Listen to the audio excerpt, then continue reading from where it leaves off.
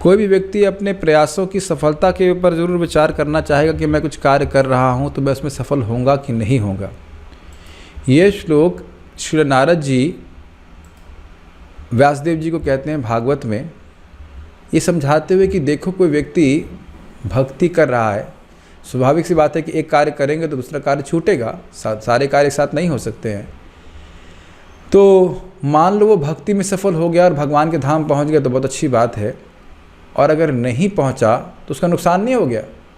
मान लो कोई इस प्रकार से सोचे तो श्रीमद् भागवतम प्रथम स्कंद 5वां अध्याय 17वां श्लोक बड़ा प्रसिद्ध श्लोक है। त्यक्त्वा स्वधर्मं चरणाम्बुजं हरेर भजन्न पक्वोऽथ पते ततो यदि यत्र क्वा भद्रमभूदमुष्य किं को वार्थ आप्तो भजताम स्वधर्मतः। कह रहे हैं त्यक्त्वा स्वधर्मम, अपने स्वधर्म को त्याग कर, मान लो अपने कर्तव्यों को जगत में वो नहीं कर पाया। चरणाम्बुजम हरेर, भगवान श्री हरि के चरण कमलों का वह भजन कर रहा है, लगा है, भक्ति करना शुरू किया बड़े उत्साह के संग। अपक्वो अथ, क्योंकि वह परिपक्व नहीं हुआ था इसलिए भोग की वासना पूरी नहीं गई थी, तो अगर इस कारण से अथ पते ततो यदि, यदि मतलब दुर्जन तुष्ट न्याय, दुर्जन लोग संतुष्ट हो जाएं कि भाई पतन हो सकता है, अन्यथा ऐसा नहीं है कि हर व्यक्ति को जो भगवान का भजन कर रहा है उसका पतन ही हो जाता है। समझ पा रहे हैं, हर व्यक्ति जो अपरिपक्व है वह उसका भी पतन नहीं होता है हमेशा, लेकिन हो सकता है कि गलत संग के कारण उसका पतन हो जाए। तो कह रहे हैं यत्र क्वा वा अभद्रम, क्या उसका कोई अभद्र हुआ, अर्थात कोई अभद्र नहीं हुआ। तो क्यों अभद्र नहीं हुआ? क्योंकि देखिए यत्र क्वा व अभद्रम अभूत, क्या उसका कोई अभद्र हुआ? समझ रहे हैं, अपने धर्म को त्यागा, भगवान की भक्ति कर रहा है और उसमें भी पूरी तरह सफल नहीं हो पाया, यदि उसका पतन हो जाएगा तब भी क्या उसका कोई अभद्र हुआ? तो उत्तर है नहीं। अमुष्य किम, उसका क्या अभद्र, कुछ अभद्र नहीं हुआ। और उसके बाद कह रहे हैं को वार्थ आप तो भजताम स्वधर्मता, जो व्यक्ति अपने धर्म का बहुत बढ़िया से भजन कर रहा है, भजन स्वधर्म का पालन कर रहा है और अभजताम, भगवान का भजन नहीं करता है, तो क्या अर्थ प्राप्त हुआ? समझ पा रहे लास्ट लाइन?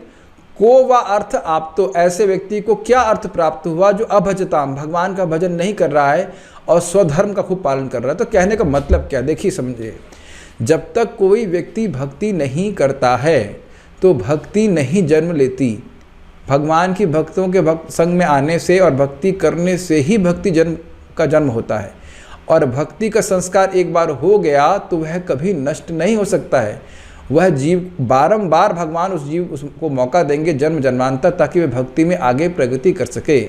आप लोग कोई पहली बार भक्ति के संपर्क में नहीं आ रहे हो, भले आपको समझ में नहीं आ रहा है, लेकिन इतना आसान बात नहीं है किसी जीव का इस जीवन में भक्ति को प्राप्त करना, या भक्ति करने के मौके को भी प्राप्त करना, या भक्ति के मौका प्राप्त करने के बाद इंक्लाइन होना, या भक्ति का मौका प्राप्त करने के बाद इंक्लाइन होने के बाद उसमें बने रहना। समझ रहे हैं, 3 स्टेज हो जाएंगी इस प्रकार से।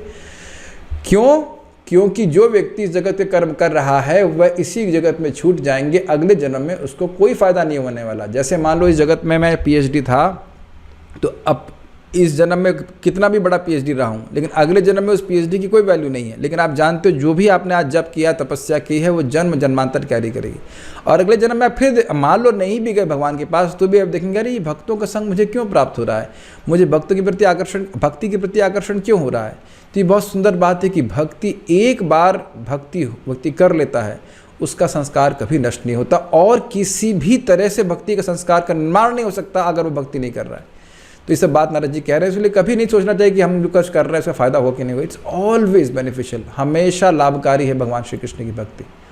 ओके, तो बड़े उत्साह के संग व्यक्ति को भजन करते रहना चाहिए। एकादशी का पालन कर रहे हैं आप, जब कर रहे हैं, सब हमेशा के लिए हमारे शाश्वत अकाउंट में जा रहा है। हरे कृष्णा, प्लीज चैंट।